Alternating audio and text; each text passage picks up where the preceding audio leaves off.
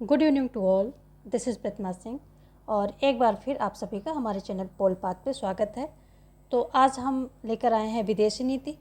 विदेश नीति पे डिस्कस करेंगे। ये फॉरेन पॉलिसी आपके टॉपिक है बिहार स्टेट में, और इसमें जो है वन लाइनर भी देखेंगे, साथ में क्वेश्चंस भी देखेंगे। कोशिश करेंगे कि जो भी इम्पोर्टेंट चीज़ें हैं वो आपके यहाँ पर दे दी जाएँ। तो देखेंगे सबसे पहले हम वन लाइनर। आपकी जानकारी के लिए बता दें कि 2 वीडियोस जो है अपलोड होती हैं, एक इवनिंग में होती है, एक मॉर्निंग में होती है। वो लाइव आप उसमें कनेक्ट होकर के लाइव आंसर भी कर सकते हैं। तो यहाँ पर जो है, और आप हमें जो है टेलीग्राम पे फॉलो कर सकते हैं। पोलपाथ के नाम से सर्च करेंगे मिल जाएगा। @ नहीं लगाना है, ओनली पोलपाथ सर्च करके आप हमें टेलीग्राम पे ज्वाइन कर सकते हैं। और यहाँ पर हम थोड़ा फास्ट लेकर के चलेंगे क्योंकि टाइम की कमी है, आपके पास भी एग्ज़ाम बहुत करीब आ गया है। यदि आपको डिटेल में देखना है, सारी चीज़ों को एक्सप्लेनेशन के साथ देखना है, तो प्लेलिस्ट में सारे टॉपिक पर वीडियोज़ लगी हैं। वहाँ पर डिटेल इन्फॉर्मेशन दी है हमने और डिटेल में एक्सप्लेनेशन दिया है, तो आप वहाँ पर भी विजिट कर सकते हैं। फ़िलहाल यहाँ पर थोड़ा हम फास्ट चलने की कोशिश करेंगे ताकि एक रिवीजन हो जाए। जिन्होंने पढ़ा है या जिन्होंने नहीं भी पढ़ा है या कम पढ़ा है, तो उनको भी एक फैक्ट के रूप में चीज़ें वो जो है ग्रैब कर लें और अपना एग्ज़ाम पात्रता का है निकाल लें। उसके बाद फिर वो तैयारी करने का उनको टाइम मिलेगा, तो अपनी जो है आगे की तैयारी कर लेंगे। तो यहाँ पर हम देखेंगे, थोड़ा सा फास्ट चलने की कोशिश करेंगे। देखते हैं। सबसे पहले हम गुट निरपेक्ष को देखेंगे। यहाँ से क्वेश्चन 101% आपका बनेगा ही बनेगा। तो इसको जो है, जैसे ये हो गया और गुट निरपेक्ष हो गया, कुछ हमारी फॉरेन पॉलिसी हैं जो वहाँ से क्वेश्चन बनते ही हैं। तो सबसे पहले हम गुट निरपेक्ष को ही देखेंगे। गुट निरपेक्ष आंदोलन जो है, इसको नाम बोलते हैं नॉन अलाइंड मूवमेंट इंग्लिश में। तो ये क्या है? एक अंतर्राष्ट्रीय संस्था है। ये ध्यान रखिए, क्षेत्रीय नहीं है। ये क्या है? अंतर्राष्ट्रीय संस्था है। यहाँ से 1 पॉइंट आपका मिल गया, ठीक है। दूसरा है, ये पावर ब्लॉक से, किसी भी पावर ब्लॉक के ये न संग में रहना चाहती है न विरोध करना चाहती थी, यानी कि तटस्थ रहना चाहती थी। तटस्थ, ठीक है ना। किसी का विरोध भी नहीं करना चाहती थी और किसी के संग में नहीं रहना चाहती थी। और यदि हम बात करें तो इसके जो है जनक कह लीजिए, नेता कह लीजिए, संस्थापक कह लीजिए, कौन थे? तो नेहरू, नासिर, टिटो, इनका जो है नाम सबसे पहले आता है। लेकिन आपकी NCERT में 5 नाम दिए गए हैं। ज़्यादातर इन 3 नामों को ही जोड़े में देता है और आपको सिलेक्ट करना होता है, लेकिन आपकी NCERT में 5 नाम दिए गए हैं। कौन कौन से हैं? जो सुकर्णो हैं, ये इंडोनेशिया के सुकर्णो, इनको भी ज्वाइन किया है। और जो क्वामे, यहाँ पर वाह होगा, क्वामे इनक्रूमा है, ये घाना से हैं, इनको भी जो है इनमें ज्वाइन किया गया है। इनको भी इसी में इंक्लूड किया गया है, दोनों लोगों को। ये 5 जो हैं संस्थापक सदस्य देश हैं, लेकिन ज़्यादातर 3 आते हैं। नेहरू तो भारत के हैं, आपको पता ही है। नासिर कहाँ के हैं? मिस्र के हैं। कभी ये भी पूछता है कौन कौन से देश के हैं, तो आपको देश भी पता होने चाहिए। और टीटो कहाँ है? युगोस्लाविया, ये जो है यहाँ से हैं। और सुकर्णो कहाँ से हैं? इंडोनेशिया से हैं। क्वामे एनक्रोमा कहाँ से हैं? घाना से हैं। तो कभी 5 का आपका जोड़ा आएगा, कभी 3 का आएगा। ज़्यादातर 3 का आता है। यदि 5 का आता है तो परेशान नहीं होना है, आपके NCERT में 5 का ही दिया गया है। सुकर्णो और एनक्रोमा को भी इंक्लूड किया गया है। तो आप NCERT से की तरीके से क्वेश्चन ज़्यादा पूछने की उम्मीद रहती है जो पात्रता परीक्षा होती है। तो आगे देखेंगे इसकी स्थापना कब होती है। स्थापना होती है 1961 में होती। कहाँ होती? बेलग्रेड में होती है, ठीक है। बेलग्रेड में होती है। कब होती? सितंबर, आगे सितंबर भी लगा लेंगे, कभी महीना पूछ ले तो। सितंबर में होती है इसकी, सितंबर 1961 में होती है। कब होती? 1 से 6 सितंबर तक जो है, 1 से 6 सितंबर तक इसका जो है सम्मेलन चलता है। पहला सम्मेलन कहाँ होता है? तो बेलग्रेड में होता है। बेलग्रेड में पहला सम्मेलन होता है इसका, ठीक है। इसमें जब ये इसकी प्रारंभ हुआ था, यानी कि जब पहला सम्मेलन हुआ था बेलग्रेड में, तो क्या हुआ था? सिर्फ 25 राष्ट्र थे उस समय 25 राष्ट्र थे जो इस सम्मेलन में भागीदार बने थे। यानी कि जब ये 25 राष्ट्रों की भागीदारी से इसकी शुरुआत हुई थी। 25 राष्ट्र थे जब इसका जो है नींव बढ़ी थी या शुरुआत हुई थी, तो 25 राष्ट्र थे। आगे देखेंगे स्वतंत्रता, क्षेत्रीय एकता, सुरक्षा, ये सब जो है इसके क्या है उद्देश्य हैं। उद्देश्य की बात करें तो आपको जो है यहाँ पर क्लियर कट पता होना चाहिए कि क्या उद्देश्य हैं इसके। तो यदि हम बात करें तो ये कुछ इसके उद्देश्य, स्वतंत्रता, क्षेत्रीय एकता, सुरक्षा, और इसमें क्या है अधिकतर तृतीय विश्व के देश हैं, यानी कि जो विकासशील देश हैं, तृतीय विश्व या तो उनको ये विकासशील बोलते हैं, विकासशील देश कह दीजिए या तृतीय विश्व के देश कह दीजिए। तो विकासशील देश इसमें ज़्यादातर हैं, ठीक है। इसका मुख्यालय कहाँ है? जकार्ता, इंडोनेशिया में इसका जो है मुख्यालय है। जनक के रूप में देखे जाएं, यदि जनक की बात करें, जनक तो नेहरू, नासिर, टीटो को जनक माना जाता है। और इसमें सबसे ज़्यादा कहें किसका योगदान है तो विशेष योगदान किसका है? नेहरू का है, ठीक है। नेहरू का विशेष योगदान है इसमें। देखो एक खास बात यहाँ हो जाएगी भारत के संदर्भ में कि भारत ने 1983 में जो 7वां गुट निरपेक्ष आंदोलन हुआ था, शिखर सम्मेलन हुआ था, गुट निरपेक्ष शिखर सम्मेलन हुआ था जो ये, ठीक है, तो इसकी मेज़बानी की थी, ठीक है। 7वें गुट निरपेक्ष शिखर सम्मेलन की मेज़बानी भारत ने की थी, दिल्ली में हुआ था, नई दिल्ली में ये हुआ था, ठीक है। पहला सम्मेलन कहाँ हुआ था? बेलग्रेड, यूगोस्लाविया में हुआ था, 1 से 6 सितंबर के बीच में हुआ था, 1961 में हुआ था। यदि हम बात करें इसकी पहली गुट निरपेक्ष की बात हो रही है, यानी कि नाम की बात हो रही है यहाँ पर सारी, तो आप उसमें कंफ्यूज नहीं होना है। पहली महिला अध्यक्ष जो एस भंडार नायके थी, ये श्रीलंका से थी। कहाँ से थी? श्रीलंका से थी। और ये आधुनिक युग की जो है पहली पीएम भी थी, ठीक है। काफ़ी पढ़ी लिखी महिला थी, पहली पीएम थी आधुनिक युग की। तो किसी भी देश की, सभी देशों की बात हो रही थी। अगले जो पहले महासचिव कौन थे? ये टीटो थे, ठीक है। टीटो जो है पहले महासचिव थे। 2020 में 15वां सम्मेलन वर्चुअल मोड में था, ये भी ध्यान रखेंगे। जो 15वां सम्मेलन है ये वर्चुअल मोड में था और ये 2020 में 15 जुलाई यहाँ कर लेंगे, ठीक है।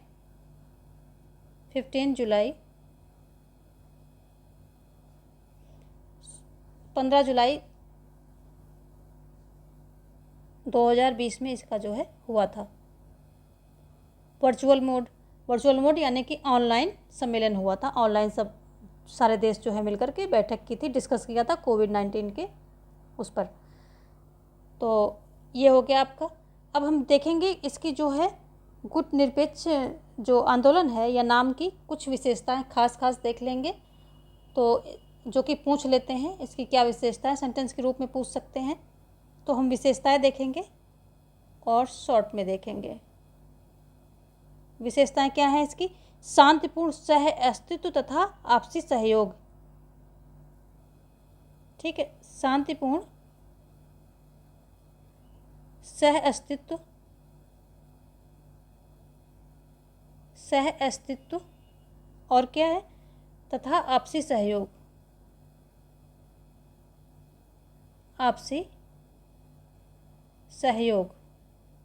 ये जो इसकी कुछ अब विशेषताएं कह सकते हैं।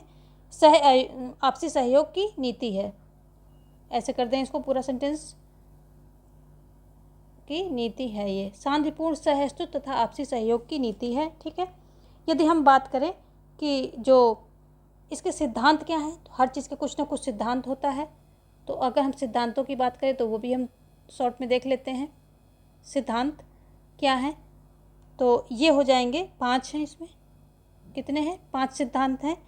दूसरे की क्षेत्रीय अखंडता और संप्रभुता के लिए पारस्परिक सम्मान, ठीक है। तो क्षेत्रीय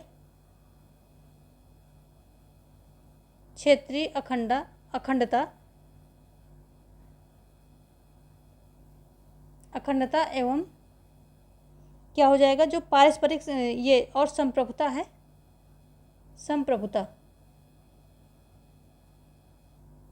का सम्मान, पारस्परिक सम्मान होता है यहाँ पर। तो क्या हो जाएगा? दूसरे की क्षेत्रीय अखंडता और संप्रभुता के लिए पारस्परिक सम्मान हो जाएगा, पहला हो जाएगा। दूसरे की बात करें तो परस्पर गैर आक्रामकता, तो परस्पर, सब में परस्पर रहेगा, यानी कि सभी के लिए बात हो रही है, तो परस्पर क्या हो जाएगा, गैर आक्रामकता, यानी कि आपस में जो है वो नहीं है, आक्रामकता नहीं होनी चाहिए। तीसरा है परस्पर गैर हस्तक्षेप, यानी कि किसी के जो है देश के निजी मामले में हस्तक्षेप नहीं करना है, तो गैर हस्तक्षेप, ठीक है। और क्या कहता है कि समानता और पारस्परिक लाभ, तो समानता, चौथा क्या कहता है, समानता और पारस्परिक लाभ,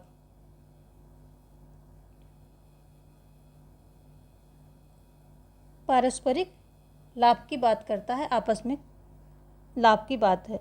और शांतिपूर्ण सह अस्तित्व, शांतिपूर्ण सह अस्तित्व, तो ये इसके 5 हैं, इनको आप याद रखेंगे। यदि आप दूसरे यानी कि पेपर 2 देंगे तो यहाँ से सेंटेंस आपके बन सकते हैं, तो आप देख लीजिए, क्वेश्चन यहाँ से पुटअप किया जा सकता है, ठीक है।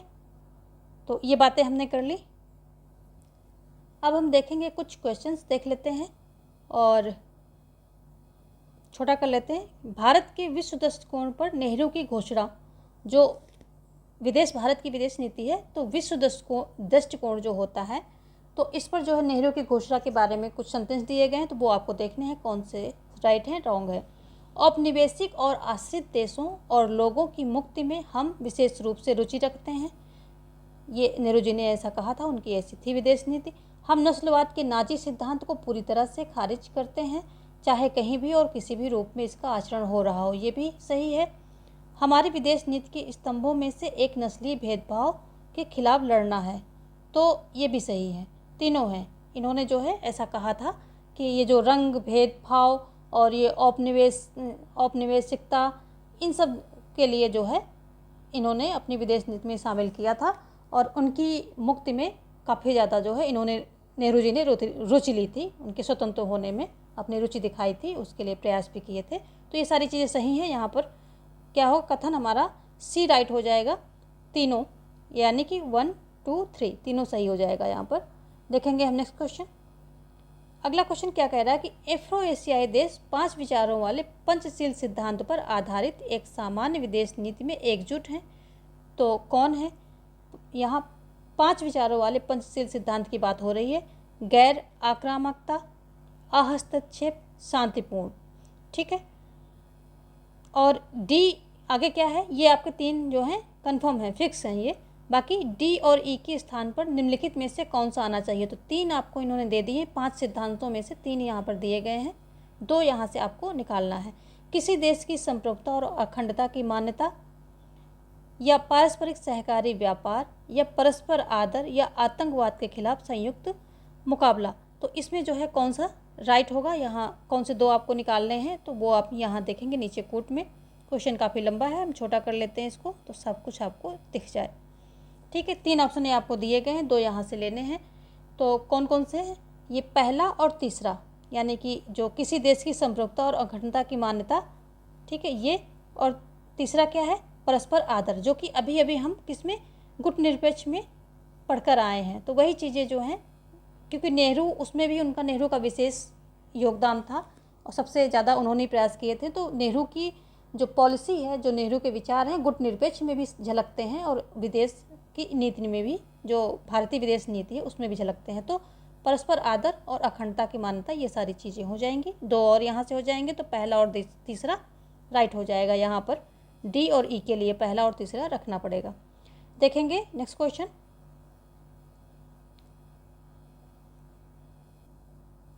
तो यहाँ पर हम थोड़ा सा देखेंगे इसके बारे में। ये जो पंचशील सिद्धांत है, इसके बारे में देखेंगे, इसकी स्थापना कब होती है। तो पंचशील सिद्धांत समझौता कब हस्ताक्षरित किया जाता है, इस पे हस्ताक्षर होते हैं 1954 पे इसमें जो हस्ताक्षर किए जाते हैं, ठीक है, हस्ताक्षर होते हैं।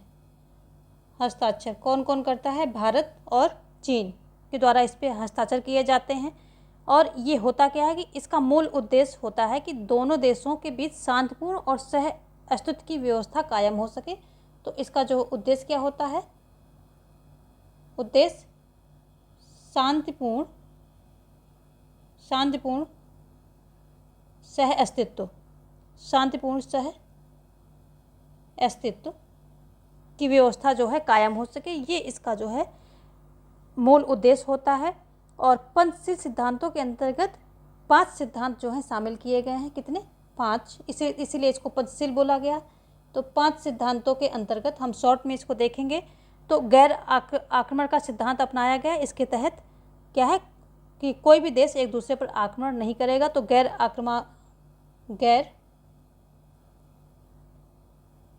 आक्रामकता। दूसरा क्या था इसमें, ये पूछे जा सकते हैं पीजीटी लेवल पे, पेपर 2 यदि देने जा रहे हैं तो पूछेंगे।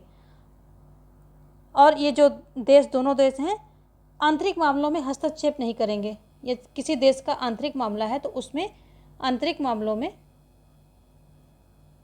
में अहस्तक्षेप की नीति अपनाएंगे। अहस्तक्षेप शॉर्ट में लिख रहे हैं, आप इसको अपने हिसाब से मॉडिफाई कर सकते हैं। ठीक है। तीसरा क्या है, इसके तहत यह हुआ कि सभी देश एक दूसरे के साथ समानता का व्यवहार करेंगे, परस्पर लाभ, समानता और जो है परस्पर लाभ के सिद्धांत पर काम होगा।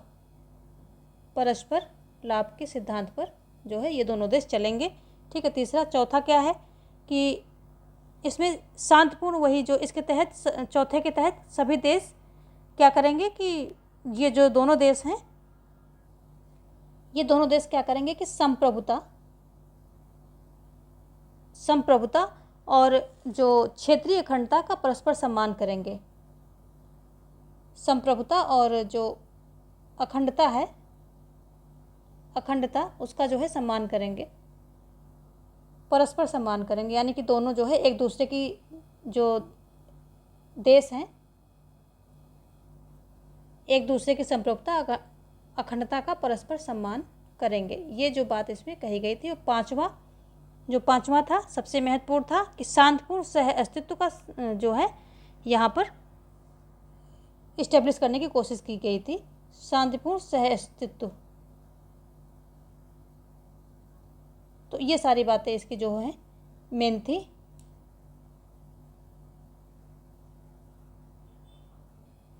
यहाँ पर एक चीज़ और देखेंगे कि ये हस्ताक्षर किसके किसके बीच हुए थे। चीन और भारत के बीच तो हुए ही थे, लेकिन नेता कौन थे ये पक्का पूछते हैं। तो चीन से चाउ एन लाई थे। चीन से चाउ एन लाई थे हस्ताक्षर करने वाले, और भारत से नेहरू थे। चाउ एन लाई। ठीक है। और भारत से कौन था? भारत से नेहरू थे। तो ये भी ध्यान रखेंगे, इतना जो है इम्पोर्टेंट है। 5 इसमें सिद्धांत दिए गए थे। चाउ एन लाई और नेहरू ने इस पर हस्ताक्षर किए थे। 1954 में जो है इस पर हस्ताक्षर किए गए थे चीन और भारत के द्वारा। एक बात यहाँ पर और ध्यान रखेंगे कि 1955 में बांडुंग सम्मेलन होता है, और इसी सम्मेलन में जो है ये गुट निरपेक्ष जो आंदोलन है, नाम है, इसकी जो है जड़ें यहीं पर पाई जाती हैं। ऐसा ये क्वेश्चन भी आ सकता है। तो जो गुट निरपेक्ष आंदोलन है, इसकी जड़ें कौन से सम्मेलन में या कौन सी बैठक में पाई जाती हैं? तो ये जो बांडुंग सम्मेलन है यहाँ पर पाई जाती हैं इसकी जड़ें। चलिए देखेंगे नेक्स्ट क्वेश्चन। अगला क्वेश्चन क्या कह रहा है कि भारत के ICT कार्यदल ने किस देश के साथ मिलकर एक रिपोर्ट प्रकाशित की है जिसका शीर्षक है भारत में संयोजकता का विषय। तो ये किसके द्वारा किया गया है? USA या ब्राज़ील या जापान या दक्षिण कोरिया। तो यहाँ पर जो है ऑप्शन ए राइट हो जाएगा कि जो भारत के ICT उपकरण के कार्यदल ने USA के साथ मिलकर एक रिपोर्ट प्रकाशित की है जिसका शीर्षक भारत में संयोजकता का भविष्य है। तो यहाँ पर हो जाएगा USA। ये ऑप्शन आपका राइट हो जाएगा। तो इसमें मेन बातें क्या हैं कि इसमें क्या है, जिम्मेदारी के साथ बिना किसी भेदभाव के सूचना को ढूंढने, अन्वेषित करने, विश्लेषित करने, उसका आदान प्रदान करने तथा प्रस्तुत करने में लाया जाता है। जो ICT उपकरण है इनका प्रयोग तो बिना भेदभाव के इनको ढूंढने, अन्वेषित करने, सूचनाओं को ढूंढने, अन्वेषित करने, विश्लेषित करने में प्रयोग किया जाता है। ये सारी बातें इसमें दी गई हैं आईसीटी के अंतर्गत। तो आईसीटी आई थिंक आपको पता ही होगा, आईसीटी के अंदर ये सारी बातें की गई हैं। तो मीडिया प्रौद्योगिकी के अभिसरण जैसे कंप्यूटर नेटवर्क, ये सारी बातें भी इसमें की गई हैं। ठीक है, देखेंगे यहाँ पर ऑप्शन ए जो है राइट हो रहा है। देखेंगे हम नेक्स्ट क्वेश्चन। अगला क्वेश्चन क्या कह रहा है कि कश्मीर विवाद को हल करने के लिए संयुक्त राष्ट्र सुरक्षा परिषद द्वारा नियुक्त आयोग में निम्न देशों में से कौन सा एक सदस्य नहीं था? यूएसएसआर नहीं था, अर्जेंटीना नहीं था, या यूएसए नहीं था, या कोलंबिया नहीं था। कौन नहीं था?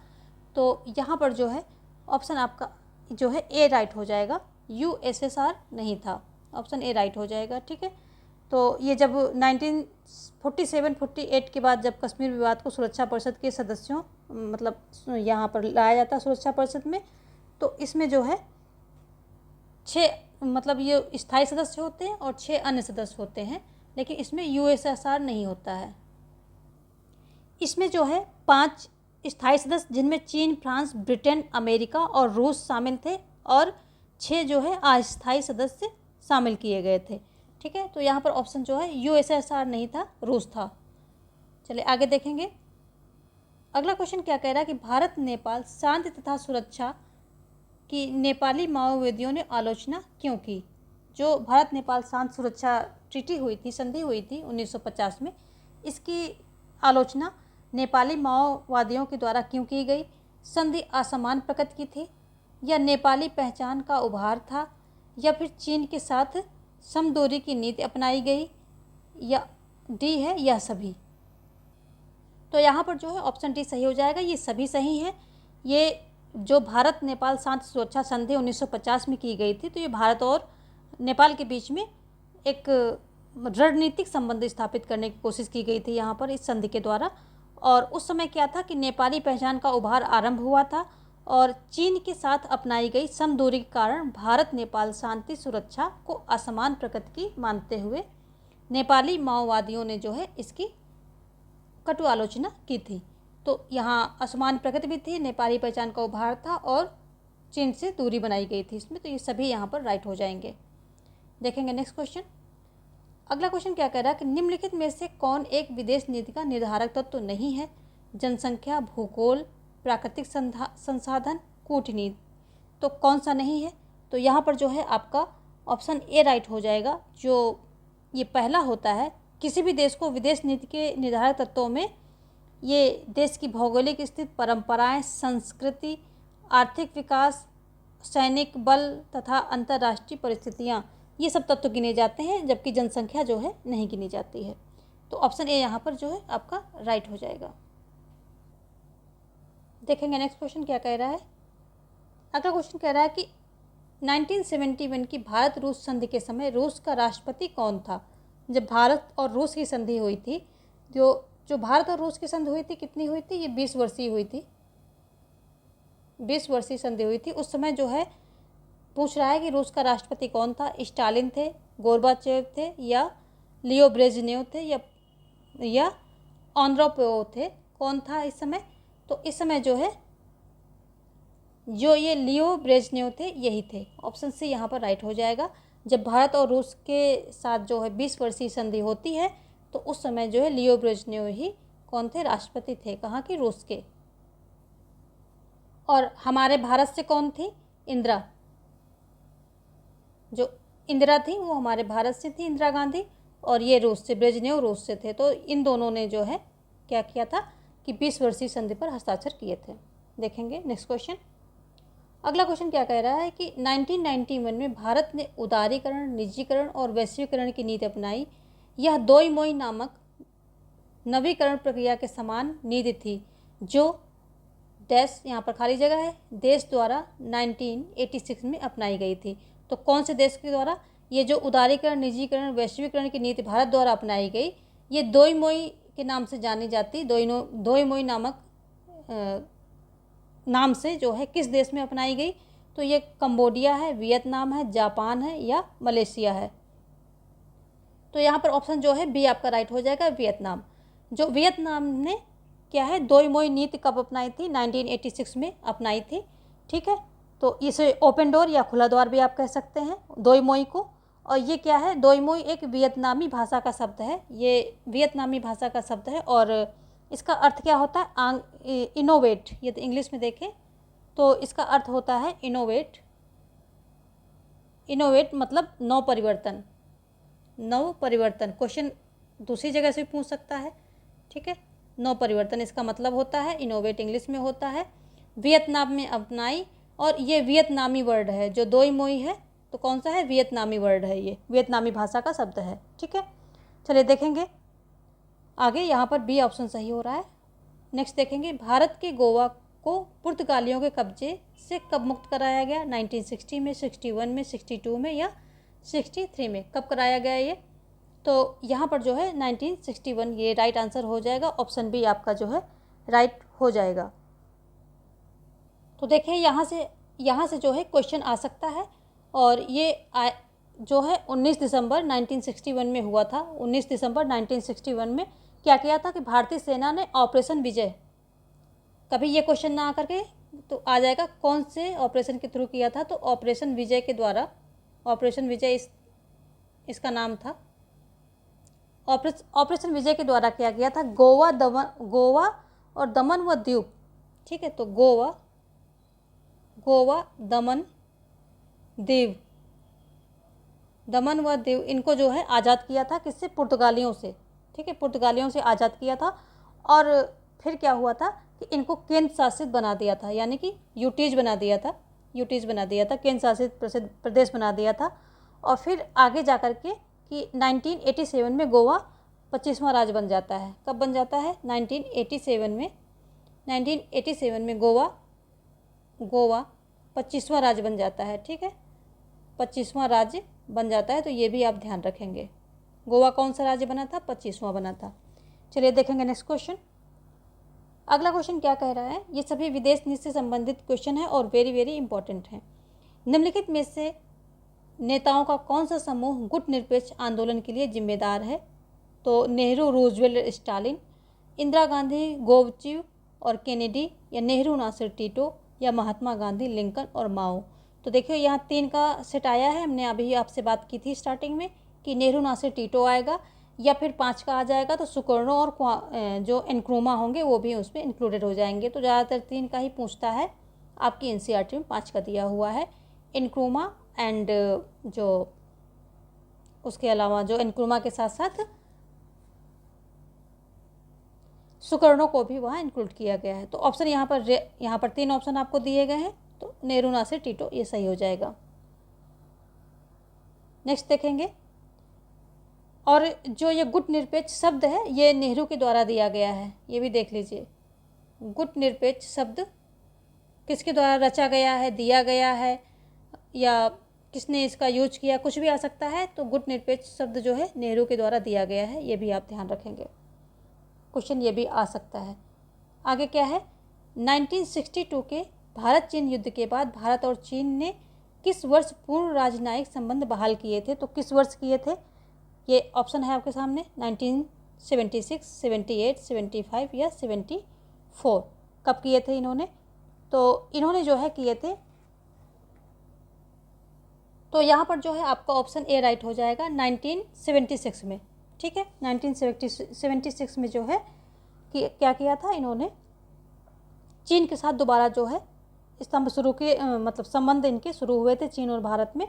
और इंदिरा सरकार ने इसको जो है पुनः राजनयिक संबंध को प्रारंभ किया था। तो ये भी देख लीजिए, इंदिरा सरकार ने इसको शुरू किया था, इंदिरा सरकार। देखेंगे नेक्स्ट क्वेश्चन। अगला क्वेश्चन क्या कह रहा है कि भारत ने किस वर्ष परमाणु उपकरण के परीक्षण के साथ 6ठे सदस्य के रूप में परमाणु क्लब में प्रवेश किया, 1996, 98, 91 या 74। तो परमाणु क्लब में कब प्रवेश करता है, ये करता है 6ठे सदस्य के रूप में, तो ये हो जाएगा 1974, यहीं पर जो है करता है। और ये किसके जो है शासनकाल में किया गया था, तो प्रधानमंत्री श्रीमती इंदिरा गांधी। तो ये इंदिरा गांधी के शासनकाल में किया गया था। और इसी में जो है भारत जो है छठे सदस्य के रूप में परमाणु क्लब में प्रवेश किया था। याद ये भी रखेंगे कि कौन से क्लब में, छठे, यानी कि ये छठा राज्य था जिसके पास परमाणु एनर्जी जो है आ गई थी। जबकि ये जो 1998 में इसमें भी परमाणु परीक्षण हुआ था, और ये अटल बिहारी, जब अटल बिहारी की सरकार थी तब जो ये हुआ था। दोनों पोखरण में होते हैं, ठीक है, ये आप ध्यान रखेंगे। एक 74 में होता है, एक 98 में होता है। देखेंगे नेक्स्ट क्वेश्चन। अगला क्वेश्चन क्या कह रहा है कि 1985 में भारतीय, अच्छा एक सेकेंड और देख लीजिए, जो इंदिरा गांधी का है इसको जो है शांतिपूर्ण घोषित किया गया था कि वो सिर्फ अपने जो एनर्जी के लिए इसका यूज करेगा। शांतिपूर्ण परीक्षण इसको घोषित किया था, ठीक है, शॉर्ट में देख लीजिए, शांतिपूर्ण परीक्षण इसको घोषित किया था इंदिरा ने।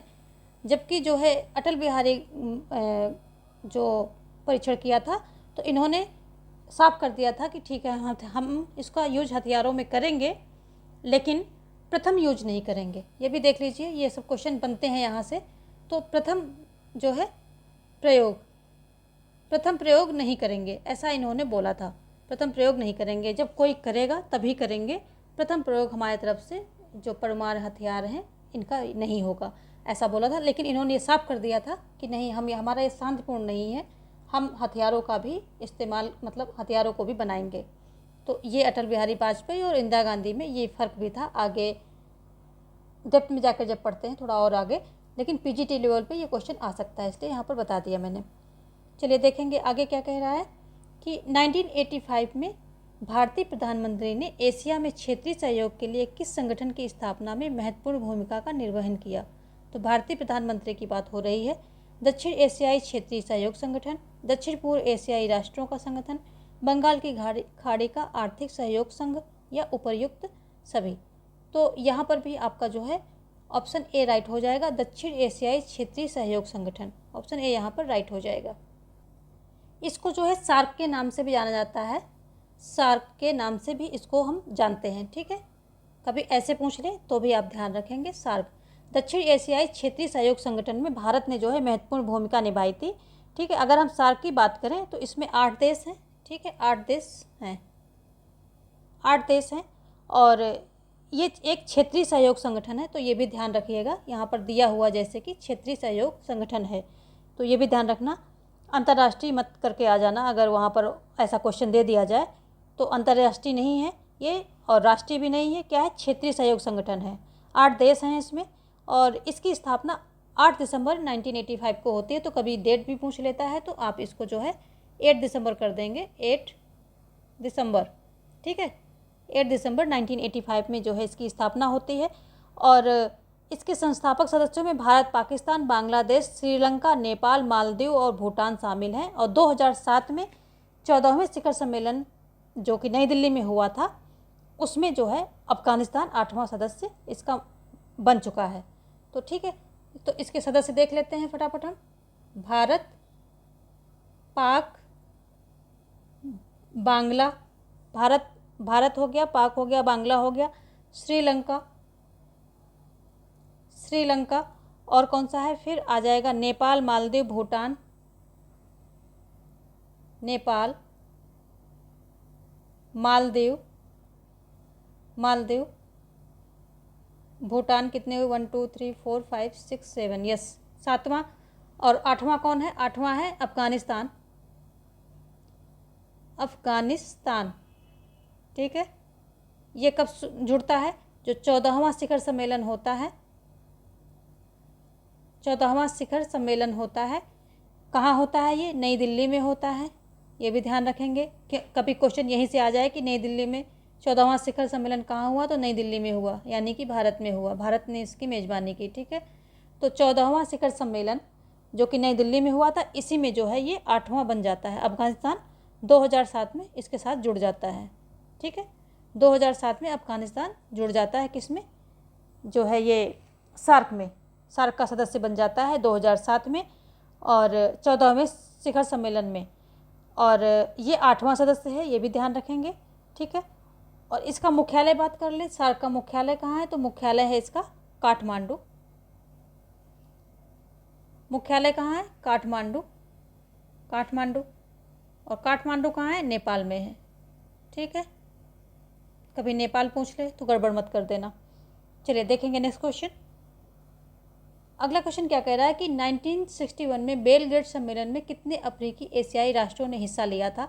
तो हमने अभी ऊपर बात कर ली है, तो इसमें जो है ऑप्शन है आपके सामने 25, 36, 29 या 39।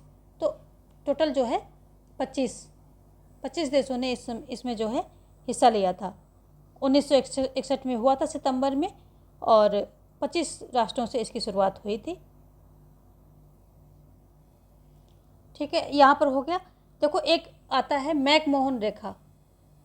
मैकमोहन रेखा ये कहाँ है? तो ये भारत और चीन के बीच में है।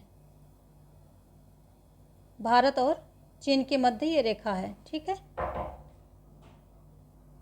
देखो दूसरा जो ये बहुत ही इंपॉर्टेंट पॉइंट मैं आपको बता रही हूँ, पात्रता परीक्षा में ऐसे ही क्वेश्चन आते हैं। एक पहला इंपॉर्टेंट पॉइंट ये हो गया। दूसरा सुन लीजिए, दूसरा क्या है कि जो ये शिमला समझौता हुआ था, शिमला समझौता, ठीक है, शिमला समझौता कब हुआ था? ये होता है 2 जुलाई 1972 को। 2 जुलाई 1972 को ये होता कब है? भारत पाक युद्ध जो हुआ था उसी के बाद ये होता है। 71 में युद्ध हुआ था और 72 में ये होता है। किसने इस पर साइन किए थे? तो भारत से कौन थी? इंदिरा गांधी। वो तो लिखने की ज़रूरत है नहीं, इंदिरा लिख दिया यहाँ पर, आप समझ जाएंगे। तो भारत से कौन थी? इंदिरा गांधी थी। ठीक है, और पाकिस्तान से कौन था? पाकिस्तान से कौन था? ये जुल्फ़िकार अली भुट्टो। ठीक है, जुल्फ़िकार अली भुट्टो जो थे पाकिस्तान से थे। जुल्फ़िकार अली भुट्टो, ये बहुत ही इंपॉर्टेंट चीज़ है, फैक्ट है, जो कि सीधे सीधे वहाँ पर आपको देखने को मिलेंगे। ठीक है, तो ये देख लीजिए, ये हो गया आपका 2, ये बहुत ही इंपॉर्टेंट पॉइंट हैं। नेक्स्ट क्वेश्चन देखेंगे कि भारत ने, क्वेश्चन क्या है कि भारत ने अप्रसार संधि यानी जो NPT जिसको शॉर्ट में बोलते हैं, इस पर हस्ताक्षर क्यों नहीं किए थे? क्योंकि NPT पक्षपातपूर्ण थे, क्योंकि पाकिस्तान NPT का हस्ताक्षर करता था, क्योंकि भारत संयुक्त राष्ट्र का सदस्य है, क्योंकि भारत परमाणु मुक्त विश्व नहीं चाहता। तो भारत ने अप्रसार संधि पर इसलिए जो है हस्ताक्षर नहीं किए थे क्योंकि ये जो है NPT पक्षपातपूर्ण व्यवस्था थी। ये NPT थी, इसका था कि जो परमाणु परीक्षण है इस पर अंकुश लगाना था और परमाणु हथियारों के प्रसार को पूरे विश्व में जो परमाणु हथियार का प्रसार को रोकने से था, इसका जो है उद्देश्य था इस NPT का। लेकिन ये प्रावधान क्या थे? जो परमाणु संपन्न देश थे उन पर लागू नहीं होते थे। ठीक है, तो ये जैसे अमेरिका हुआ, ये फ्रांस, इन सब के पास तो थे, तो इन पर जो है ये लागू नहीं होते थे और ये भेदभावपूर्ण था। इसलिए जो है ये भारत ने इस पर हस्ताक्षर नहीं किए थे। बोले थे ऐसे भेदभावपूर्ण भरी जो रीति है, संधियां हैं, उन पर हम हस्ताक्षर नहीं करेंगे। यदि आपको करना है तो आप भी अपने सारे आपके परमाणु हथियार हैं उनको नष्ट कीजिए और फिर सब मिल करके इस पे हस्ताक्षर करते हैं। ऐसे नहीं होगा, तो भारत ने नहीं किया था। देखेंगे नेक्स्ट क्वेश्चन। अगला क्वेश्चन क्या कह रहा है कि भारत और अफगानिस्तान के बीच सामरिक साझेदारी समझौता कब हुआ और उस समय भारत के प्रधानमंत्री कौन थे? भारत और अफगानिस्तान के बीच की बात हो रही है। सामरिक साझेदारी समझौते पर हस्ताक्षर कब और किसने किए? 2015 नरेंद्र मोदी, 2001 अटल बिहारी वाजपेयी, 1991 PV नरसिम्हा राव थे, या 2011 मनमोहन सिंह, या 1997 IK गुजराल। कौन था? तो इस समय जो है इसका जो है ऑप्शन डी सही हो जाएगा। 2011 में मनमोहन सिंह जब थे प्रधानमंत्री, इसी समय जो है भारत और अफगानिस्तान के बीच सामरिक साझेदारी समझौता हुआ था। ठीक है, 2011 में मनमोहन सिंह तब प्रधानमंत्री थे। चलिए देखेंगे नेक्स्ट क्वेश्चन।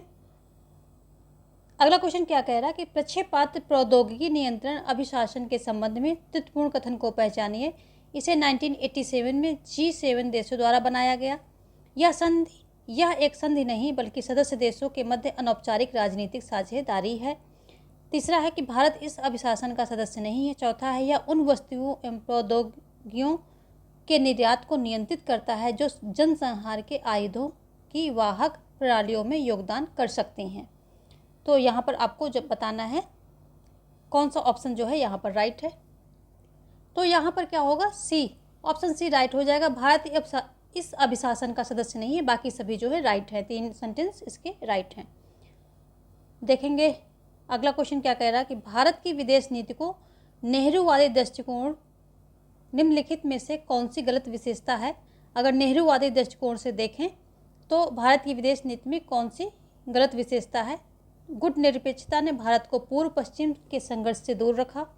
अंतर्राष्ट्रीय संस्थाएं और कानून महत्वपूर्ण हैं और कमज़ोर देशों के संरक्षण के लिए जरूरी हैं। भारतीय राजनय को महाशक्तियों द्वारा अंतर्राष्ट्रीय संस्थाओं के जल योजन को रोकना चाहिए। और अगला क्या है कि भारत की महाशक्ति बनने की महत्वाकांक्षा को पूरा करने के लिए उसे महाशक्तियों के साथ अधिक व्यापार, निवेश और प्रौद्योगिकी हस्ताक्षर के लिए कार्य करना चाहिए। तो अगर नेहरूवादी दृष्टिकोण से देखते हैं तो हमारा जो ऑप्शन डी है यही रॉन्ग हो जाएगा। ठीक है, क्वेश्चन नंबर 18 का ऑप्शन डी जो है ये गलत विशेषता है। ये नेहरू जी ऐसा नहीं चाहते थे, उनकी ये महत्वाकांक्षा नहीं थी।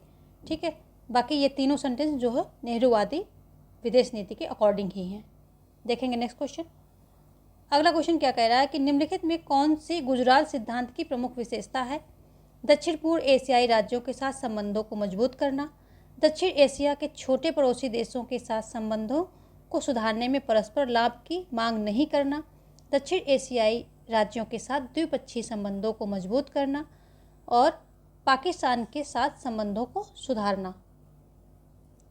तो यहाँ पर जो है बी ऑप्शन राइट हो जाएगा। दक्षिण एशिया के छोटे पड़ोसी देशों के साथ संबंधों को सुधारने में परस्पर लाभ की मांग नहीं करना, यानी कि एक तरफा सहायता दे देना, रियायतें देना। इनके जो ऐसे ओरली आप सुन लीजिए, इस सिद्धांत के मेन उद्देश्य क्या थे, सेंटेंस के रूप में आ जाए तो आप वहाँ पकड़ पाएंगे। पहला है कि भारत अपने पड़ोसी राष्ट्रों के साथ सद्भावना एवं विश्वासपूर्ण सहयोग करते हुए उनसे किसी प्रकार का प्रतिदान आग्रह नहीं करेगा। दूसरा है विवादास्पद युद्धों के बारे में शांत एवं लचीली नीति का अनुसरण करेगा। तीसरा है द्विपक्षीय संबंधों में लेन देन की अनिवार्यता पर जोर न देकर एक तरफा दोस्ताना रियायतें देगा। ठीक है। चौथा है पड़ोसी देश की चिंताओं एवं मांगों के प्रति संवेदनशील रहेगा। और पांचवा है दक्षिण एशिया का कोई भी देश अन्य देश के विरुद्ध आतंकवादी कार्यवाही के लिए अपनी भूमिका दुरुपयोग नहीं होने देगा। ये सारी बातें जो हैं कही गई थी।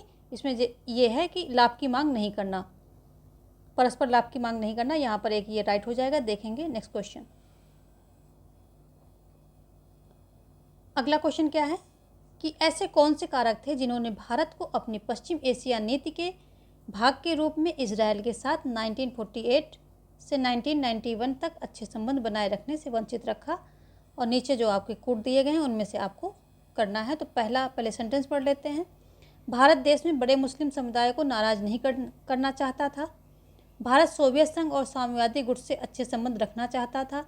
तीसरा है भारत गुट निरपेक्ष आंदोलन को मजबूत करना चाहता था। चौथा है भारत कश्मीर मुद्दे पर पाकिस्तान के विरुद्ध पश्चिम एशिया का समर्थन चाहता था। पांचवा है भारत पश्चिम एशिया के तेल और पेट्रोलियम की आपूर्ति बिना रुकावट चाहता था।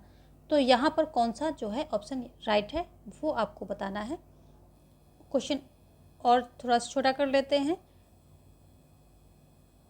ताकि आपको सारे ऑप्शन यहाँ पर देख पाएँ। तो यहाँ पर जो पहला, दूसरा और चौथा, ठीक है, पूछ रहा कौन से वंचित रखा। तो यहाँ पर सही उत्तर का चयन करना है। तो पहला सही है आपका, ठीक है, और फिर दूसरा सही है, सोवियत संघ और साम्यवादी गुट से अच्छे संबंध बनाए रखना चाहता था और मुस्लिम समुदाय को नाराज नहीं करना चाहता था। और फिर जो पांचवा क्या हो जाएगा कि भारत पश्चिम एशिया से तेल और पेट्रोलियम की आपूर्ति बिना रुकावट चाहता था। तो ये पहला, दूसरा और पांचवा यहाँ ऑप्शन ए आपका राइट हो जाएगा। ठीक है, ये ऑप्शन ए, पहला, दूसरा और पांचवा सही है। ऑप्शन ए यहाँ पर राइट हो जाएगा। देखेंगे हम नेक्स्ट क्वेश्चन। अगला क्वेश्चन क्या कह रहा है कि निम्नलिखित में कौन सी परियोजना भारत आसियान संबंधों से जुड़ी हुई नहीं है। मांग देच परियोजना, मेकांग गंगा परियोजना, कालादान परियोजना या त्रिपक्षीय राजमार्ग परियोजना। कौन सी जो है संबंधित नहीं है इससे। तो ये जो है मांगदेव जो परियोजना है ये संबंधित नहीं है। किससे? भारत आसियान संबंधों से ये जुड़ी हुई नहीं है। ये किससे जुड़ी है? तो ये जो है भारत भूटान पनबिजली योजना है ये। तो ये जो मांगदेव परियोजना है यही नहीं है, ये किसके है? भारत और भूटान, भारत और भूटान के बीच ये एक पनबिजली योजना है, परियोजना है। क्या है? पनबिजली परियोजना है। ठीक है, ये शुरू कब की गई थी? 2012 में जो है ये शुरू की जाती है। और ये जो है ये मांगदेव नदी पर बनाई जा रही है। तो नदी कौन सी है? उसी पर इसका नाम है, मांगदेव नदी, इसी पर जो है ये बनाई जा रही है, इसलिए इसका ऐसा नाम है। चलिए देखेंगे, ये भारत भूटान से संबंधित है, आसियान से नहीं। ऑप्शन ए यहाँ पर राइट हो जाएगा। देखो यहाँ पर कुछ फैक्ट फिर से देख लो। नंबर 1, जो ये काला पानी विवाद है ये भारत नेपाल से है। ठीक है, इसको ऐसे एज ए फैक्ट लर्न कर लो, रट लो। काला पानी विवाद किससे है? ये किसके किसके साथ है? भारत और नेपाल से है। भारत नेपाल के बीच में है ये विवाद। ठीक है, अगर हम दाहग्राम विवाद की बात करें तो भारत और बांग्लादेश से है। ठीक है, दूसरा क्या है? दाहग्राम विवाद, ये किसके बीच में है? भारत और बांग्लादेश के बीच में है। ठीक है, बांग्लादेश के बीच में है। और अगर हम बात करें कि सियाचिन और सर क्रीक विवाद, सियाचिन ये तो बहुत ही फेमस हैं। सियाचिन और कौन सा? सर क्रीक, ये दोनों विवाद किससे संबंधित हैं? तो ये भारत और पाक से संबंधित हैं। ठीक है, भारत पाक इनके विवाद, इन दोनों के मध्य ये सर क्रीक विवाद और सियाचिन विवाद ये संबंधित हैं इनसे। चलिए देखेंगे नेक्स्ट क्वेश्चन। अगला क्वेश्चन क्या कह रहा है कि भारत के ईरान एवं अफगानिस्तान के साथ हाल ही में हुए चाबहार बंदरगाह समझौते के संबंध में निम्नांकित कथनों पर विचार कीजिए। तो ये चाबहार बंदरगाह बहुत ही इंपॉर्टेंट क्वेश्चन है, विदेश नीति में पूछा जा सकता है, क्योंकि ये जो है सामरिक देश से, कूटनीति के देश से बहुत इंपॉर्टेंट क्वेश्चन बनता है। इससे मध्य एशिया की ओर भारत की पहुंच सुविधाजनक होगी। यह इस क्षेत्र में चीन के बढ़ते प्रभाव का प्रतिकार करेगा। इस बंदरगाह से जुड़ाव के लिए जरांज देलाराम राजमार्ग का निर्माण ईरान द्वारा किया गया है। तो यहाँ पर ऊपर के 2 ऑप्शन आपके जो है राइट हो जाएंगे। ऊपर के 2 ऑप्शन आपके राइट हो जाएंगे। तो यहाँ पर ऑप्शन ए जो है आपका राइट हो जाएगा, यानी कि पहला और दूसरा सही है, तीसरा गलत है। तो आपका दूसरा सही है और पहला सही है। ये क्या है? इससे मध्य एशिया की ओर भारत की पहुंच सुविधाजनक होगी। ठीक है, मध्य एशिया की तरफ भारत की सुविधाजनक पहुंच हो जाएगी। और दूसरा है कि इस क्षेत्र में चीन के बढ़ते प्रभाव का प्रतिकार करेगा। तो ये 2 चीज़ें, इसीलिए ये सामरिक और मतलब कूटनीति की दृष्टि से काफ़ी इम्पोर्टेंट ये जो है प्रोजेक्ट है। तो यहाँ पर पहला और दूसरा सही हो रहा है। तो ये काफ़ी इम्पोर्टेंट क्वेश्चन है, इसके बारे में थोड़े से फैक्ट देख लीजिए। यह त्रिपक्षीय है समझौता, जैसे कि आपको क्वेश्चन में देखने को मिल ही रहा है कि भारत, ईरान, अफगानिस्तान 3 है ना, लेकिन फिर भी कभी कभी हम उठा नहीं पाते हैं फैक्ट और फिर एग्ज़ाम में फंस जाते हैं। तो यह त्रिपक्षीय जो है क्या है? समझौता है। ठीक है, दूसरा ये मई 2016 में हुआ है। कब हुआ है? मई 2016 में ये समझौता हुआ है। ठीक है, तीसरा जो चाबहार बंदरगाह है, ये जो चाबहार बंदरगाह की बात हो रही है, क्या है? ये मुक्त है, मुक्त बंदरगाह है, मुक्त बंदरगाह है। ठीक है, और ये कहाँ है? ओमान की खाड़ी के किनारे स्थित है। ओमान की खाड़ी के किनारे ये स्थित है। और ये जो है क्या है? रणनीति की दृष्टि से काफ़ी महत्वपूर्ण है। ठीक है, ईरान के लिए यह बंदरगाह किसकी रणनीति के लिए? ईरान की रणनीति की दृष्टि से बहुत ही महत्वपूर्ण है। तो ये सारी बातें आप जो है ध्यान रखेंगे। चलिए देखेंगे नेक्स्ट क्वेश्चन। अगला क्वेश्चन क्या कह रहा है कि भारत की विदेश नीति गुजराल सिद्धांत निम्नलिखित किस वर्ष में अस्तित्व में आई। तो अभी हमने गुजराल सिद्धांत की बात की थी, जिसमें एक तरफा जो है सहयोग देने की बात की जाती है, बदले में कोई सहयोग पाने की उम्मीद ना करो, ये बात की जाती है। तो गुजराल सिद्धांत कब आया था? 1996 में, 97 में, 98 में या फिर 99 में? कब आता है ये? तो ये आता है 1996 में आता है। ठीक है, 1996 में आता है। यहाँ पर जो है ऑप्शन ए आपका राइट हो जाएगा। चलिए देखेंगे नेक्स्ट क्वेश्चन।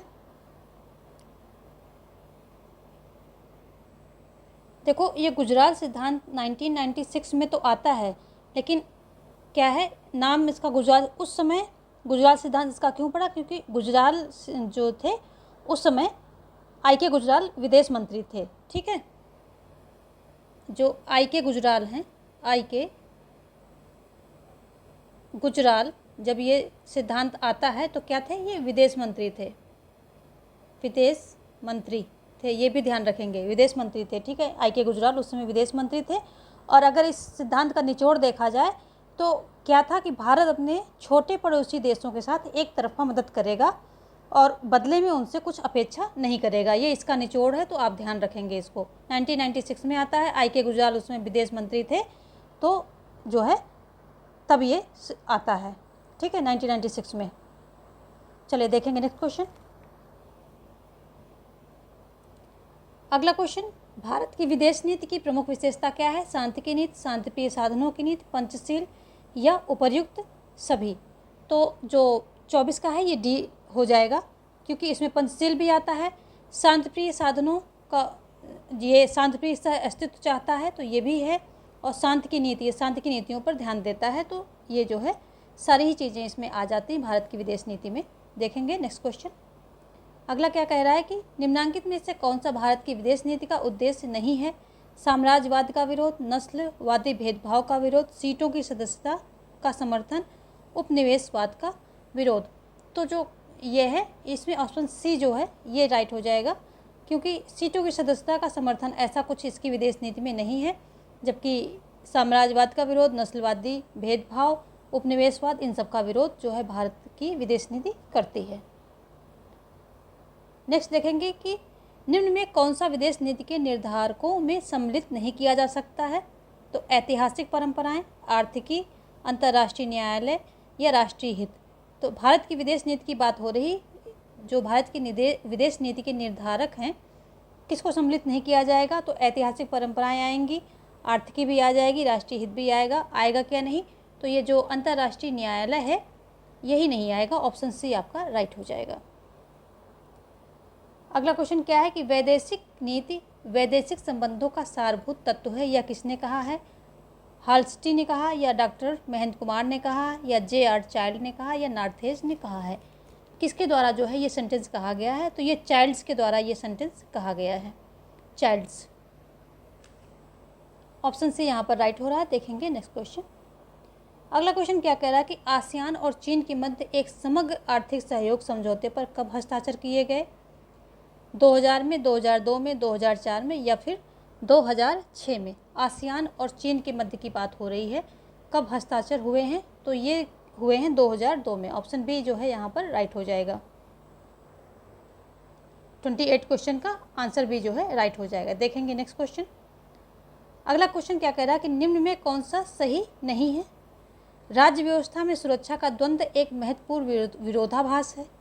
दूसरा है शस्त्रों की होड़ राज्यों की असुरक्षा अभिवृद्धि करती है। तीसरा है शस्त्र नियंत्रण एक हल है। चौथा है लामबंद तैयार सेना सभी की सुरक्षा अभिवृद्धि करती हैं। तो यहाँ पर पहले हम सारे ऑप्शन देख लें क्या हो रहा है। तो चौथा तो गलत है आपका, ये है बट उतना सार्थक नहीं है। तो देख लेते हैं चौथे के साथ क्या क्या है। चौथे के साथ पहला है राज्य व्यवस्था में सुरक्षा का द्वंद्व एक महत्वपूर्ण विरोधाभास है, तो ये नहीं हो सकता। चौथे के साथ दूसरा है तो शस्त्रों की होड़ राज्यों की असुरक्षा अभिवृद्धि करती है, ये भी राइट है। और तो ये इसको यहाँ पर तीसरा कर लेते हैं, तीसरा। तो तीसरा फिर भी आ जाएगा इसमें, चौथा और तीसरा। ऑप्शन सी यहाँ पर राइट हो जाएगा, चौथा और तीसरा। शस्त्र नियंत्रण एक उतना प्रभावकारी जो है हल नहीं है, निशस्त्रीकरण हल है, तो ये ठीक है। और ये तो बिल्कुल ही ठीक है। तो यहाँ चौथा और तीसरा ऑप्शन सही हो जाएगा, ऑप्शन सी राइट हो जाएगा। देखेंगे नेक्स्ट क्वेश्चन क्या कह रहा है कि बहुध्रुवी व्यवस्था के सापेक्ष द्विध्रुवी व्यवस्था की स्थिरता विषयक केनेथ वॉल्ट्ज के तर्क पर आधारित किसने अपना मत प्रस्तुत किया है? स्टैनली हॉफमैन ने, या चार्ल्स किंडरबर्गर ने, या जॉन मार्साइमर ने, या जॉन गैडिस ने? किसने किया है? तो यहाँ पर जो है ऑप्शन सी जॉन मार्साइमर हो जाएगा। जो कॉनेथ वॉल्टज ये और जॉन मार्साइमर ये क्या कहते थे कि जो दो ध्रुवीय व्यवस्था है, शासन व्यवस्था, तो प्रणाली जो दो ध्रुवीय प्रणाली है, इसमें जो है क्या होगा कि ये ज़्यादा स्थिर है। जो बहुध्रुवीय है उसके अकॉर्डिंग ये ज़्यादा स्थिर है। जो अंतर्राष्ट्रीय संबंधों में ध्रुवीयता है, यानी कि ध्रुवीयता अंतर्राष्ट्रीय प्रणाली, इसमें जो है शक्ति वितरित करने के विभिन्न तरीकों में से एक है। यानी कि दो ध्रुवीयता यानी कि दो ऐसे राष्ट्र होंगे शक्तिशाली, उनके पास शक्ति होगी और उन्हीं के साथ साथ अन्य जो छोटे देश होंगे उनसे मिलेंगे, तो ये दो ध्रुवीयता हो गया। जैसे कि एक बीच में शीतकाल समय में जब शीतकालीन चल रहा था, तो उस समय क्या है कि कोल्ड वार के टाइम ये था यूएसएसआर और अमेरिका, तो ये दो ध्रुवीयता का ही उदाहरण था। वो जो उस समय की व्यवस्था थी, उस समय का जो समय था, वो दो ध्रुवीयता का ही उदाहरण था। तो इसी तरह से कई लोग कहते हैं कि बहुध्रुवीयता ज़्यादा अच्छी है, और कई जो द्विध्रुवीयता का पक्षधर हैं ये केनेथ वॉल्टज और ये जॉन मार्साइमर, ये दोनों ही हैं। तो ऑप्शन सी यहाँ पर राइट हो रहा है। जो पूछ रहा है किसके आधार पर अपना मत दिया, तो केनेथ वॉल्टज के आधार पर जो है जॉन मार्साइमर ने अपना तर्क प्रस्तुत किया है। चलिए देखेंगे नेक्स्ट क्वेश्चन। अगला क्वेश्चन क्या कह रहा है कि अंतर्राष्ट्रीय राजनीति में हॉटलाइन का तात्पर्य है सीधे संचार संपर्क सूत्र के द्वारा प्रतिकृति हस्तांतरण क्षमता, या DCL के माध्यम से ग्राफिक सामग्री भेजना, या राष्ट्रीय सरकारों के प्रमुखों के मध्य सीधा संचार संवाद, या ये सभी। तो आप इसमें से जो करेक्ट आंसर है वो देखेंगे, तो ये सभी हो जाएगा। ठीक है, इसका जो है आंसर सभी हो जाएगा। हॉटलाइन का संचार एक ऐसा माध्यम है जिसके द्वारा बिना रुकावट के संवाद स्थापित किया जा सकता है।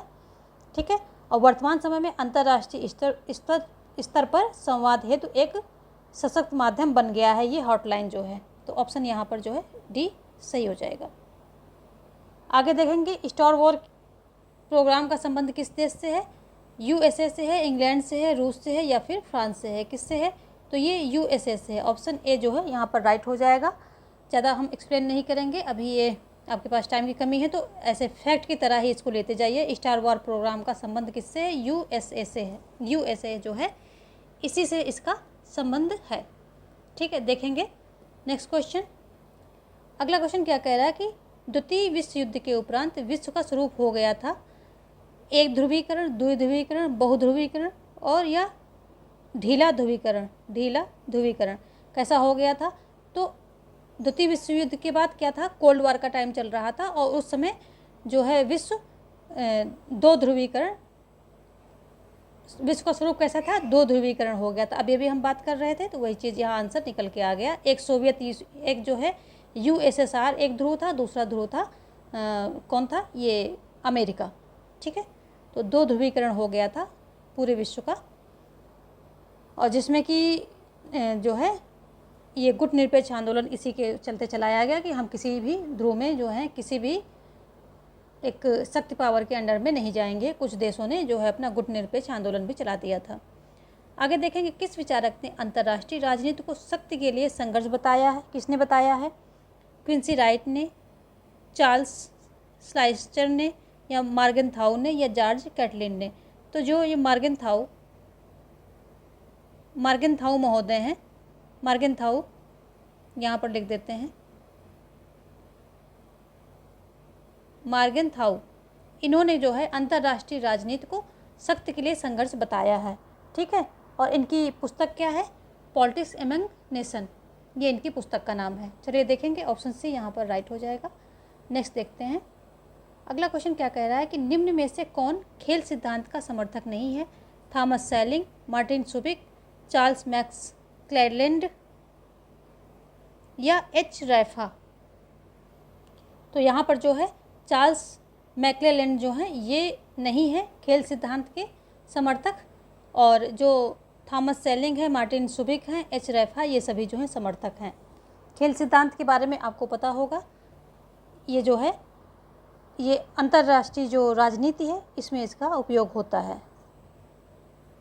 ये खेल सिद्धांत जो है मेनता क्या होता है कि जो कूटनीतिक परिस्थितियाँ होती हैं उसमें व्यवहार को समझने का प्रयास करता है। ठीक है, तो ये एक जो खेल सिद्धांत है व्यवहारिक गणित की एक शाखा है जिसका प्रयोग समाज विज्ञान, अर्थशास्त्र, राजनीति विज्ञान, अंतर्राष्ट्रीय संबंध, कंप्यूटर साइंस और दर्शन में किया जाता है। ये है खेल सिद्धांत, और इससे जो है ये सभी समर्थक हैं और ये समर्थक नहीं हैं। देखेंगे हम नेक्स्ट क्वेश्चन। अगला क्वेश्चन क्या कह रहा है कि निम्न में से कौन सा राष्ट्रीय शक्ति का सर्वाधिक स्थायी कारक है? राष्ट्रीय शक्ति की बात हो रही, नेतृत्व, लोकमत, प्रौद्योगिकी, भौगोलिक परिस्थिति। तो राष्ट्रीय शक्ति का सर्वाधिक स्थायी कारक कौन सा है? तो यहाँ ऑप्शन बी जो है सही होगा, लोकमत। लोकमत जो है सर्वाधिक स्थायी कारक है किसका? राष्ट्रीय शक्ति का। अगला क्वेश्चन क्या कह रहा है कि 1962 के क्यूबा मिसाइल संकट के समय अमेरिका का राष्ट्रपति कौन था? रिचर्ड निक्सन थे, या JF कैनेडी थे, या ट्रूमैन थे, या आइजनहावर थे? कौन थे? तो ये कैनेडी थे। जो JF कैनेडी थे यही जो है इस समय अमेरिका के राष्ट्रपति थे। ये क्यूबा मिसाइल संकट होता क्या है? जो नए हैं उनको बता दूं, क्योंकि बहुत से नए लोग हैं जो अभी एस्टेट वगैरह दे रहे हैं। तो ये क्यूबा मिसाइल संकट, इसमें सोवियत संघ द्वारा क्यूबा में एक मिसाइल अड्डा बनाने का निर्णय लिया गया था, और इस निर्णय का जो है कैनेडी ने कड़ा विरोध किया था। ठीक है, और क्यूबा में सोवियत संघ का प्रवेश रोकने के लिए कठोर नाकेबंदी जो है इसने कैनेडी ने लगा दी थी, और 24 अक्टूबर 1962 को क्या हुआ था, क्यूबा ने बंदरगाहों की अमेरिकी नाकेबंदी प्रभावशाली हो गई थी, और सोवियत संघ के बीच जो उधर से जहाज़ आ रहे थे उनको रोका गया था। ठीक है, बेड़े जो जहाज़ी बेड़े आ रहे थे उनको रोका गया था, और यहाँ पर लगभग जो है युद्ध तय था, लेकिन फिर शांति हो गई, युद्ध नहीं हुआ इनके बीच में। तो चलिए ये इसी को जो है क्यूबा मिसाइल संकट बोलते हैं, क्योंकि यहाँ पर जो है मिसाइलें सोवियत जो USSR था यहाँ पर क्यूबा में अपनी मिसाइलों को लगा रहा था। देखेंगे यहाँ पर जो है कैनेडी उस समय जो है राष्ट्रपति थे किसके? इसके अमेरिका के। चलिए देखेंगे नेक्स्ट क्वेश्चन। अगला क्या है कि मिखाइल गोर्बाचोव की ग्लासनोस्ट नीति के अनिवार्य तत्व क्या हैं? तो सबसे पहले तो ये जान लीजिए कि ग्लासनोस्ट होता क्या है। तो ग्लासनोस्ट होता है खुलापन। ठीक है, खुलापन। और एक इन्होंने जो दो नीतियाँ की थी, ग्लासनोस्ट और पेरेस्ट्रोइका। ठीक है, ये दो नीतियाँ इन्होंने चलाई थी, पेरेस्ट्रोइका, दो नीतियाँ। तो ग्लासनोस्ट का संबंध क्या है? खुलेपन से था। ठीक है, खुलेपन से था। तो इसकी जो है अनिवार्य तत्व क्या थे? इस ग्लासनोस्ट नीति के अनिवार्य तत्व क्या थे? आलोचना की स्वतंत्रता के सिद्धांत को प्रोत्साहन, कम्युनिस्ट पार्टी के नेतृत्व की भूमिका की समाप्ति, मीडिया और प्रकाशन पर नियंत्रण को ढीला करना, कार्यपालक प्रेसिडेंसी की स्थापना। तो जो खुलेपन ग्लासनोस्ट की पूछ रहा है, इसमें जो है पेरेस्ट्रोइका की भी कुछ विशेषताएं दी गई, आपको खुलेपन की देखनी है। तो यहाँ पर जो है ये जो पहला और तीसरा सही हो जाएगा यहाँ पर, कि आलोचना की स्वतंत्रता के सिद्धांत को प्रोत्साहन दिया गया था, और तीसरा मीडिया और प्रकाशन पर नियंत्रण जो बहुत ज़्यादा था उसको ढीला किया गया था। तो पहला और तीसरा यहाँ पर जो है ऑप्शन आपका बी सही हो जाएगा, पहला तीसरा, ऑप्शन बी राइट हो जाएगा, पहला तीसरा। देखो यहाँ पर जो पेरेस्ट्रोइका ये भी पूछ सकता है कि ग्लासनोस्ट की क्या संबंध, पेरेस्ट्रोइका क्या? तो पेरेस्ट्रोइका का मतलब है पुनः संरचना, पुनः संरचना, पुनः संरचना। तो ये इसका मतलब हुआ। और ग्लासनोस्ट का है खुलेपन की नीति, खुलापन की नीति। तो ये जो है ये दो वर्ड जो है इंपॉर्टेंट है, इनको आप याद रखेंगे। देखेंगे अब नेक्स्ट क्वेश्चन क्या कह रहा है। अगला क्वेश्चन कह रहा है कि निम्नलिखित में से किसने परमाणु अप्रसार संधि पर हस्ताक्षर किए हैं? भारत ने, पाकिस्तान ने, इजराइल ने या फिर ईरान ने। तो अगर देखें जो परमाणु अप्रसार संधि है इस पर किसने हस्ताक्षर किए हैं, तो इस पे इन जो निम्नांकित कथन दिए गए हैं तो इन पर हस्ताक्षर करने वाला है जो ये ईरान है, इसने हस्ताक्षर कर रखे हैं। बाकी भारत, पाकिस्तान, इजराइल इनने जो है हस्ताक्षर नहीं किए हैं। देखेंगे नेक्स्ट क्वेश्चन। अगला क्वेश्चन क्या है कि सामूहिक सुरक्षा व्यवस्था अनुमति नहीं देती है सशक्तिकरण की, तटस्थता की, दोनों की या इनमें से कोई नहीं।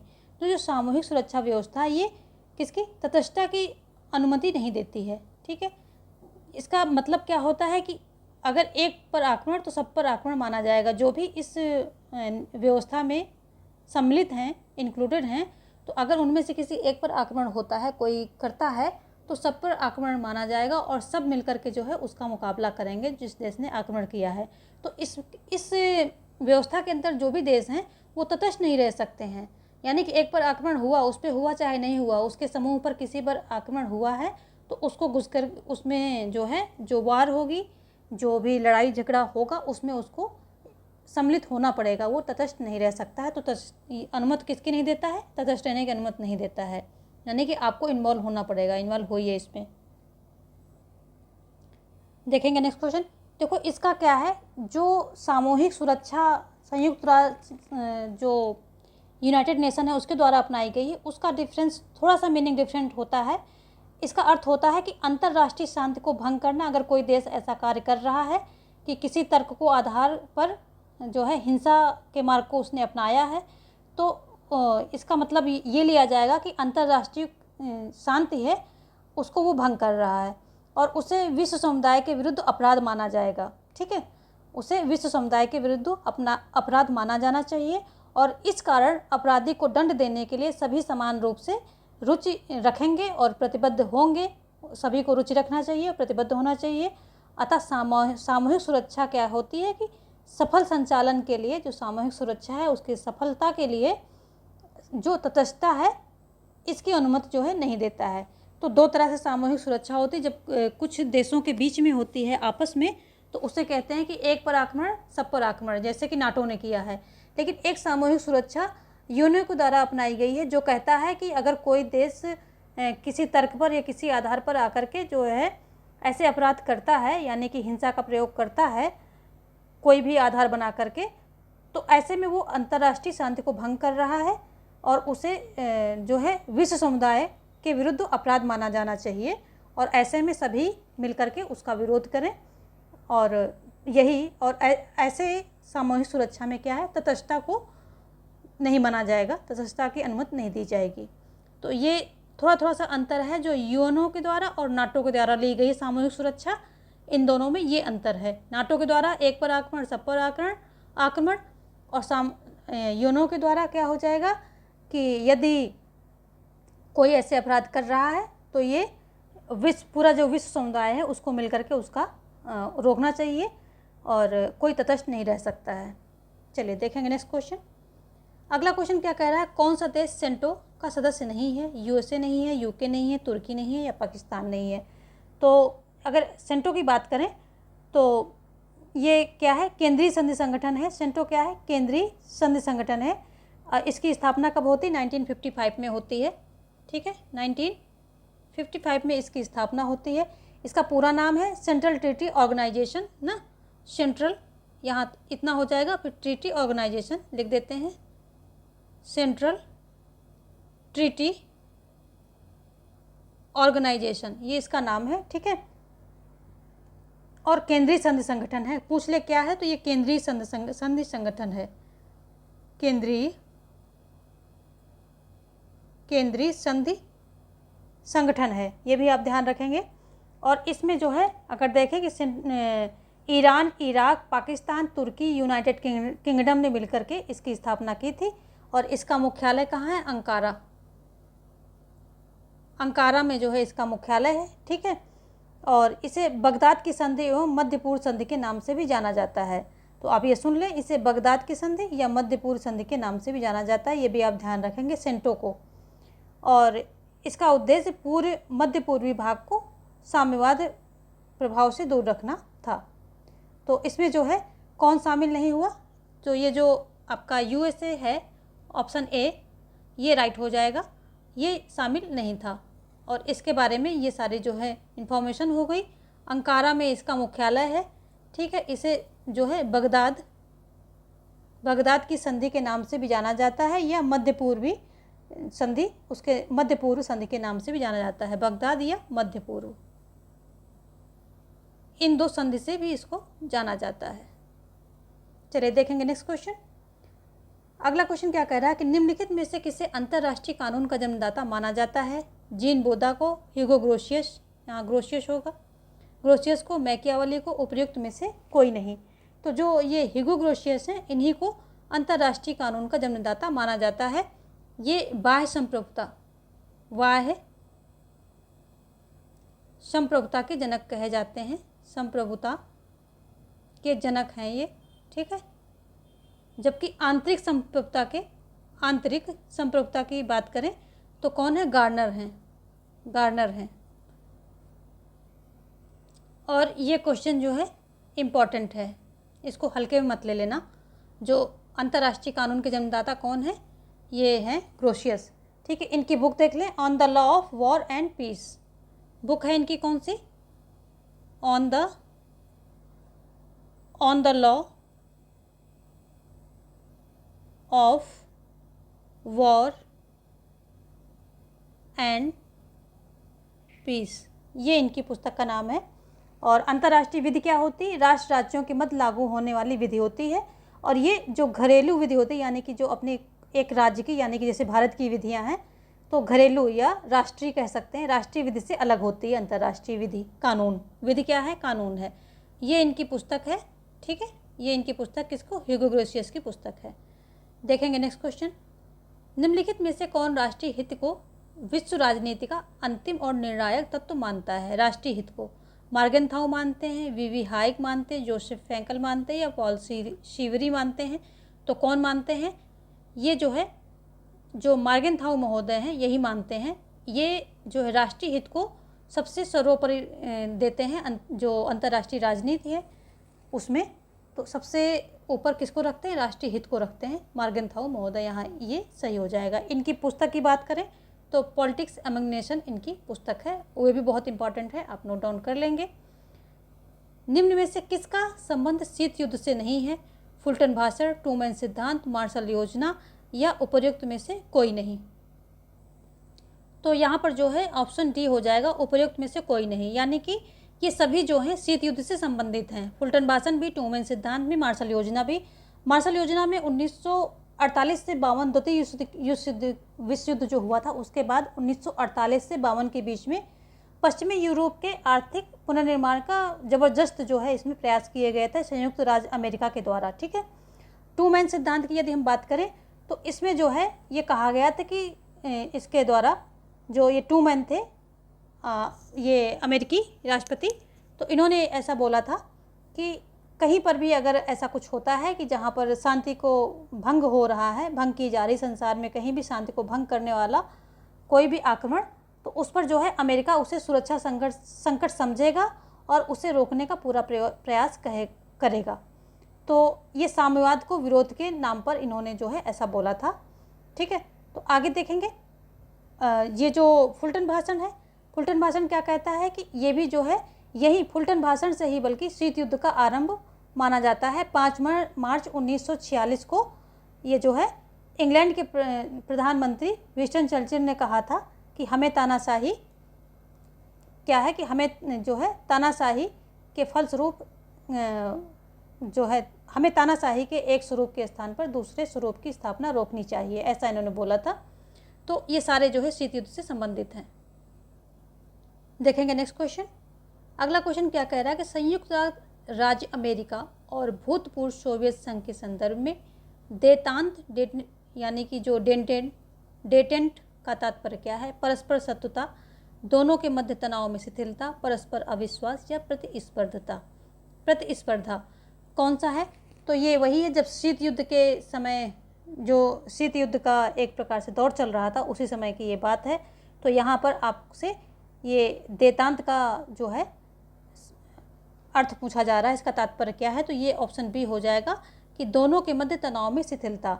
जो देतांत क्या है, फ्रेंच भाषा का शब्द है। अगर देतांत की बात करें तो क्या है, ये फ्रेंच भाषा का ये शब्द है, ठीक है। और इसका अर्थ क्या है, तनाव में शिथिलता। इसका अर्थ क्या है, तनाव में शिथिलता इसका अर्थ होता है। तो इसी पर जो है ये कहा गया है। अंतर्राष्ट्रीय राजनीति में देतांत से अभिप्राय सोवियत अमेरिकी तनाव में कमी और उनकी जो है बढ़ती हुई मित्रता, सहयोग और शांतिपूर्ण अस्तित्व की भावना से लिया गया है। तो देतांत का अंतर्राष्ट्रीय राजनीति में क्या मतलब है, ये जो अमेरिका और यूएसएसआर में तनाव में कमी और मित्रता में बढ़ोतरी। चलिए देखेंगे नेक्स्ट क्वेश्चन। तो देतांत का एक अंतर्राष्ट्रीय राजनीति में एक खास स्थान बन गया है जो कि अमेरिका और यूएसएसआर से संबंधित है। तो देतांत आता है तो आप सीधा वहीं पे टिक कीजिए। आगे क्या है, कापलान के अनुसार शक्ति संतुलन व्यवस्था का सर्वाधिक संभावित परिणत होगी अंतर्राष्ट्रीय व्यवस्था, एक ध्रुवीय व्यवस्था, द्विध्रुवीय व्यवस्था या उपर्युक्त में से कोई नहीं।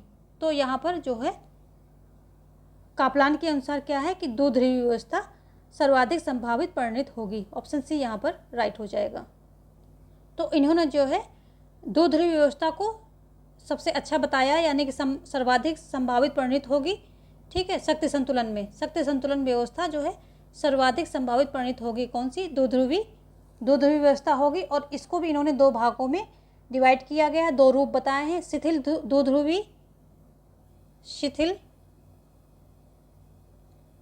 द्विध्रुवीय व्यवस्था और दूसरा बताया है दृढ़ द्विध्रुवीय व्यवस्था। ये पहला है और दूसरा क्या बताया है, दृढ़ द्विध्रुवीय व्यवस्था, ठीक है। नेक्स्ट देखेंगे, अगला क्या कह रहा है कि शांति के लिए एकता प्रस्ताव से संयुक्त राष्ट्र संघ के किस अभिकरण की शक्ति में वृद्धि हुई थी। तो महासभा, अंतर्राष्ट्रीय न्यायालय, सुरक्षा परिषद, न्यास परिषद, किसमें।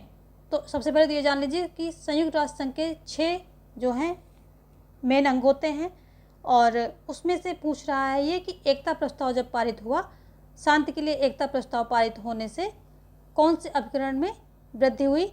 तो ये जो है महासभा, ऑप्शन ए आपका राइट हो जाएगा। महासभा की शक्ति में जो है बढ़ोतरी होती है। 4 अंग यहाँ पर दिए हैं, 5वां हो जाएगा सामाजिक आर्थिक परिषद और छठा हो जाएगा सचिवालय। 2 और 6 इसके होते हैं मुख्य अंग। देखेंगे नेक्स्ट क्वेश्चन क्या कह रहा है कि पॉलिटिक्स एमंग नेशन किसकी पुस्तक है। तो हमने कई बार अभी ये भी बात कर ली है, एस जे मॉर्गनथाउ के द्वारा ये लिखी गई है, इन्हीं की पुस्तक है। देखेंगे नेक्स्ट क्वेश्चन। अगला क्वेश्चन क्या कह रहा है कि निम्न में से कौन सा शक्ति संतुलन स्थापित करने का साधन नहीं है। मैत्री संधियाँ एवं प्रतिमैत्री संधियाँ, शस्त्रीकरण, निशस्त्रीकरण, क्षतिपूर्ति, अहस्तक्षेप। तो जो ये शक्ति संतुलन स्थापित करने का साधन नहीं है तो ये जो है अहस्तक्षेप हो जाएगा। अहस्तक्षेप, ये ऑप्शन डी यहाँ पर राइट हो जाएगा। जो शक्ति संतुलन स्थापित करने के साधन है इनमें 6 मेन हैं, वो हम देख लेते हैं कौन कौन से। ऐसे ओरली सुन लीजिए, क्षतिपूर्ति है, हस्तक्षेप है, यहाँ की अहस्तक्षेप कर दिया इसीलिए ये गलत हो गया, हस्तक्षेप है। क्षतिपूर्ति, हस्तक्षेप, मध्यवर्ती राज्य यानी कि जो मध्यस्थता करे, शस्त्रीकरण और शस्त्रीकरण निशस्त्रीकरण दोनों आ जाएंगे, और मैत्री संधियाँ, प्रतिमैत्री संधियाँ, विभाजन एवं शासन, ये सारी चीज़ें इसमें आ जाती हैं, ठीक है। जैसे कि विभाजन करो और राज्य करो, जो अंग्रेजों ने अपनाया था, विभाजित करो और राज्य करो, विभाजन एवं शासन, वो भी आ जाएगा। तो यहाँ पर जो है ऑप्शन डी आपका गलत हो जाएगा। ये जो पॉलिटिक्स एमंग नेशन पुस्तक है ये आती कब है, ये 1948 में आती, कभी डेट भी पूछ लेता है, 48 में आती है, 1948 में जो है ये आती है। किसके द्वारा, मॉर्गनथाउ के द्वारा ये लिखी जाती है। देखेंगे नेक्स्ट क्वेश्चन। अगला क्वेश्चन क्या कह रहा है, अगला क्वेश्चन कह रहा है कि अल्प विकास को समझाने के लिए डिपेंडेंसी थ्योरी का विचार किसने प्रस्तुत किया। We I Lenin, Gundar Frank या समीर अमीन या उपर्युक्त कोई नहीं। तो यहाँ पर जो है ये ऑप्शन सी आपका सही हो जाएगा, गुंडर फ्रैंक। देखो यहाँ पर क्या है कि ये दोनों ही हैं, गुंडर फ्रैंक और समीर अमीन। ऑप्शन सी यहाँ पर सही होगा आयोग के अकॉर्डिंग, क्योंकि आयोग ने जो है इसको यही आंसर माना है, तो इसके अकॉर्डिंग होगा वैसे ये दोनों ही, ये जो डिपेंडेंसी थ्योरी या पराश्रिता सिद्धांत से दोनों ही संबंधित हैं, ठीक है। लेकिन आयोग ने क्या है, समीर अमीन माना है। तो अगर दोनों रहें तो आप समीर अमीन पे जो है टिक करना। ये जो है यूपीपीजीटी में आयोग ने क्या, समीर अमीन माना है इसको, ठीक है। और यदि ये नहीं होते हैं तो आप गुंडर फ्रैंक बेझिझक टिक कर सकते हैं, क्योंकि ये दोनों ही इस पराश्रिता सिद्धांत से मान्यताकारों में समीर अमीन और आंद्रे गुंडर फ्रैंक ये जो है प्रमुख हैं। और इनके अनुसार होता क्या है कि तीसरी दुनिया के देश अविकसित नहीं है बल्कि अल्प विकसित हैं। तो क्या है, जो तीसरी दुनिया के देश अविकसित नहीं हैं बल्कि क्या है, ये अल्प विकसित हैं, ठीक है। इनके अकॉर्डिंग ये बात कही गई है। दोनों ही हैं, बट आयोग अगर समीर अमीन आता है तो पहले इसको टिक करेंगे, ये नहीं होंगे तब आप इनको टिक कर देंगे। देखो कुछ इंपॉर्टेंट फैक्ट अब देख लो, यहाँ पर ज़रूरी है। जो आत्मनिर्भर भारत अभियान कब शुरू हुआ? आत्मनिर्भर भारत अभियान ये कब शुरू हुआ? तो ये शुरू होता है जो 12 मई 2020 को शुरू होता है, ठीक है। 12 मई 2020 को ये शुरू होता है। अगला देखेंगे, जो ये है कालाविया, सियाचिन, ये सब हमने बताई दिया है। इंडिया कॉकस जो होता है इसका मुख्य कार्य क्या होता है? तो इंडिया कॉकस जो होता है इसका मुख्य कार्य होता है कि संयुक्त राज्य अमेरिका के नीति निर्माण को भारत के पक्ष में प्रभावित करना, ठीक है। इंडिया कॉकस, तो ये जो यूएसए है, यूएसए की नीतियों को भारत के पक्ष में प्रभावित करना, ठीक है। भारत के पक्ष में ले जाना, भारत के पक्ष में ले जाना, इसको प्रभावित करना, कुछ भी कर लीजिए। मैं बोल रही हूँ, आप अपने अकॉर्डिंग जो है इसको लिख लेंगे, पक्ष में प्रभावित करना हो जाएगा। देखो जो ये भूमि सीमा समझौता है, ठीक है, ये भूमि सीमा समझौता है। सीमा समझौता किससे संबंधित है? ये जो बांग्लादेश से संबंधित है, ठीक है। इसमें क्या होता है कि कुछ जो है देश जाते हैं, हमारे जो भारत के कुछ गांव हैं बांग्लादेश के हिस्से में जाते हैं और बांग्लादेश के कुछ गांव हमारे हिस्से में आते हैं, तो इसे भूमि सीमा समझौता जो है बोला जाता है। और गलवान की घटना जो है किससे संबंधित है? चीन से संबंधित है। गलवान की घटना ये चीन से संबंधित है, ठीक है। और बघालिहार जल विद्युत परियोजना पाकिस्तान से संबंधित है। और काला पानी विवाद हमने आपको बता दिया है, तो उसको नहीं लिखेंगे। यहाँ पर देख लेते हैं कि बघालिहार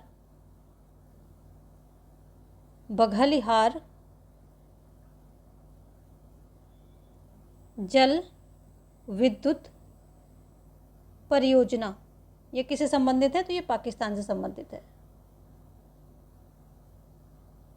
पाकिस्तान से संबंधित है। देखो अगला क्या है कि नूरमूर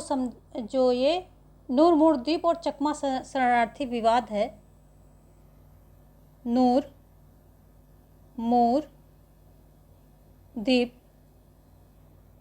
द्वीप और चकमा शरणार्थी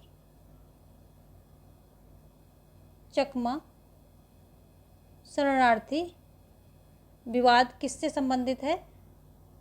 विवाद संबंधित है किससे? ये बांग्लादेश से संबंधित है, ठीक है। बांग्लादेश नूरमूर द्वीप होता है जो कि 2010 में डूब जाता है। और ये जो है आता कब है, उभरता कब है? ये अस्तित्व में 1970 में जब भोला चक्रवात आता है उस समय जो है ये इसका उदय होता है बंगाल की खाड़ी में। और 2010 में जब समुद्री जल स्तर बढ़ जाता है तो ये डूब जाता है। और उसी से ये नूरमूर द्वीप और चकमा शरणार्थी विवाद, यानी कि वो जो वहाँ के शरणार्थी हैं वो भारत में जो है घुस रहे हैं, उससे संबंधित ये विवाद है। और ये संबंधित कहाँ से है? म्यांमार से, नहीं सॉरी, बांग्लादेश से संबंधित है, बांग्लादेश से संबंधित है। वेरी इंपॉर्टेंट है, कई बार पूछा गया है ये, ठीक है।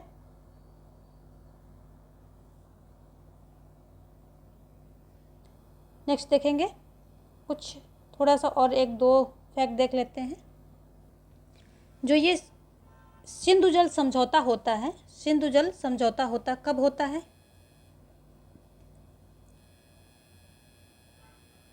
सिंधु जल समझौता ये होता कब है? 1960 में होता है, ठीक है। और इसमें क्या होता है कि नदियों का विभाजन होता है, तो सिंधु, झेलम और चिनाब किसको दे दी जाती हैं? पाकिस्तान को दे दी जाती हैं, जबकि रावी, ब्यास और सतलज पूर्वी नदियां होती हैं, ये दे दी जाती हैं भारत को। तो ये जो सिंध, झेलम और चिनाब, सिंध, झेलम और चिनाब ये किसको? पाकिस्तान को दे दी जाती हैं, ठीक है। और जबकि रावी, व्यास और सतलज ये किसको दे दी जाती हैं? ये भारत को दे दी जाती हैं, भारत को। ये पूर्वी नदियां मान ली जाती हैं और वो पश्चिमी मान के पाकिस्तान को दे दी जाती हैं, ठीक है। ये ध्यान रखेंगे। इसका समझौता किसने कराया था? तो विश्व बैंक जो है इसने जो है मध्यस्थता की थी। तो ये भी याद रखना, ये क्वेश्चन आता है कि किसने मध्यस्थता की थी? तो विश्व बैंक ने की थी इसकी मध्यस्थता, यानी कि निपटारा किसने करवाया था? तो विश्व बैंक ने करवाया था। ये मत यूएनओ मत टिक करके आ जाना, विश्व बैंक ने इसका निपटारा करवाया था। चलिए देखेंगे आगे। अगला देखेंगे जो ये सदाए सरहद, कौन सी?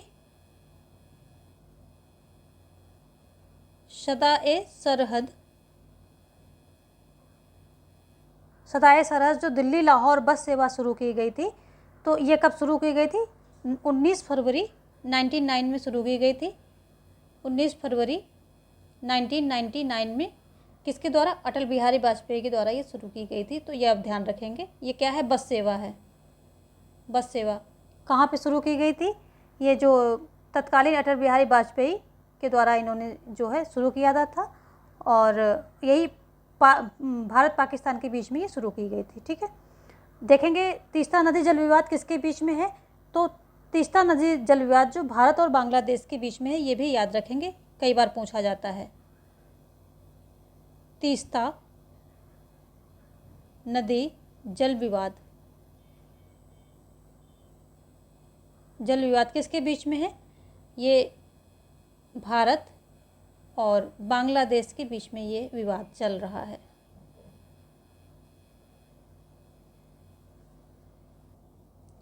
देखो जो ये लुक ईस्ट पॉलिसी है, कौन सी?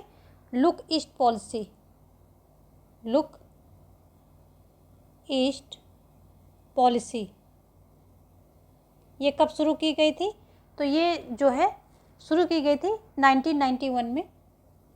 1991 में। या तो ये पूछेगा कब शुरू की गई, या फिर पूछेगा किसके कार्यकाल में शुरू की गई। तो ये जब नरसिम्हा राव, पीवी नरसिम्हा राव प्रधानमंत्री थे, पीवी नरसिम्हा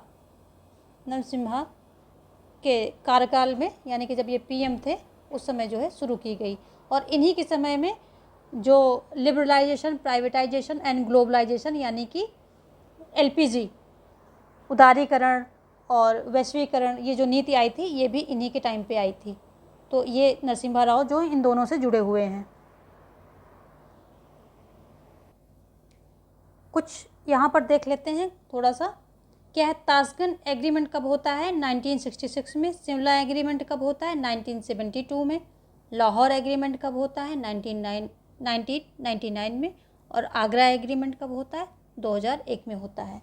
तो ये सब कुछ चीज़ें हैं। ऐसे ही जो टॉपिक आप उठाइए फैक्चुअल, अभी आप देखिए फैक्चुअल ही क्वेश्चन ज़्यादा आएंगे, और आएंगे सेंटेंस में भी, लेकिन जो है वो कम ही आएंगे। फैक्चुअली ज़्यादा आएंगे। साथ में एक ये देखेंगे 123 सैन्य परमाणु समझौते पर किन दो देशों के बीच हस्ताक्षर किया गया है। तो 123 जो ये सैन्य परमाणु समझौता है, सैन्य परमाणु समझौता है, समझौता ये किन दो देशों के बीच में किया गया है। तो ये जो किया गया है संयुक्त राज्य अमेरिका और संयुक्त राज्य अमेरिका, यानी कि ये जो है भारत और संयुक्त, ये असैन्य है एक्चुअली, सैन्य लिख दिया यहाँ पर, असैन्य है, ठीक है। ये असैन्य जो है यानी कि सिविल न्यूक्लियर कोऑपरेशन एग्रीमेंट इसको बोलते हैं। लेकिन ये जो है 123 यानी कि 1954 की धारा 123 के तहत किया गया है, इसलिए इसको 123 के नाम से भी जानते हैं। अदरवाइज ये है सिविल न्यूक्लियर कॉरपोरेशन एग्रीमेंट, ठीक है, सिविल न्यूक्लियर कॉरपोरेशन एग्रीमेंट, ये इसका पूरा नाम है। इस पर हस्ताक्षर किए थे किसने, ये जो संयुक्त राज्य अमेरिका और भारत ने किए हैं, ठीक है। किसने, भारत और यूएसए ने इस पे हस्ताक्षर किए हैं। कब किए हैं हस्ताक्षर, 2 मार्च 2006 को जो है इस पे जो है हस्ताक्षर किया गया है। तो 2006 लिख लीजिए, इस पे क्या किया गया है, साइन किया गया है इस पे। तो ये भी इम्पॉर्टेंट है। तो ये सारे जो है इम्पॉर्टेंट फैक्ट हैं और आज का सेशन हम यहीं ख़त्म करेंगे क्योंकि वीडियो भी काफ़ी लंबी हो चुकी है। और लेकिन ये सारे ही पॉइंट जो इसमें दिए हैं बहुत इम्पॉर्टेंट हैं और इसको जो है आप जल्दी से जल्दी इसको जैसे रिवीजन लेकर के मेमोराइज कर लीजिए। बस फैक्चुअल रहिए, अभी ज़्यादा डेप्थ में जाने की ज़रूरत नहीं है। यदि आपने पढ़ा है डेप्थ में तो बहुत अच्छी बात है, लेकिन इस लास्ट टाइम में अब अगर कॉन्सेप्ट पकड़ने लगे तो आप कुछ भी नहीं कर पाएंगे। तो जितना भी पढ़ा है आपने उसको तो अच्छी बात है, बट अभी जो है फैक्चुअल रहिए। इन सबको फटाफट रिवाइज करके फैक्ट की तरह ले लीजिए, इनको अपने दिमाग में बिठा लीजिए, पात्रता में ऐसे ही काम आ जाएगा। वहाँ से लौट के आइएगा तब अच्छे से डेप्थ में स्टडी कीजिए। और प्लस यदि आप सभी को ये वीडियोस पसंद आ रही हैं तो इसको ज़्यादा से ज़्यादा शेयर कीजिए ताकि हमें भी थोड़ा सा मोटिवेशन मिले और हम भी आपके लिए और अच्छे अच्छे वीडियोस और अच्छे अच्छे कंटेंट लेकर के आएँ रिसर्च बेसिस पे। यूँ ही नहीं कि कोई भी क्वेश्चन उठाया और दे दिया। जैसे कि एमपी सेट में हमने दिया था तो पूरा पेपर वैसे ही, कुछ 8-10 क्वेश्चन बाहर से थे, बाकी पूरा पेपर वैसा ही बना था। तो ये एक मोटिवेशन होता है जो आपकी तरफ से हमें मिलता है, तो वो मोटिवेशन हमें मिलते रहना चाहिए। तो वीडियो को लाइक करें, शेयर करें और सब्सक्राइब भी करें। मिलते हैं कल और कुछ प्रश्नों के साथ। धन्यवाद।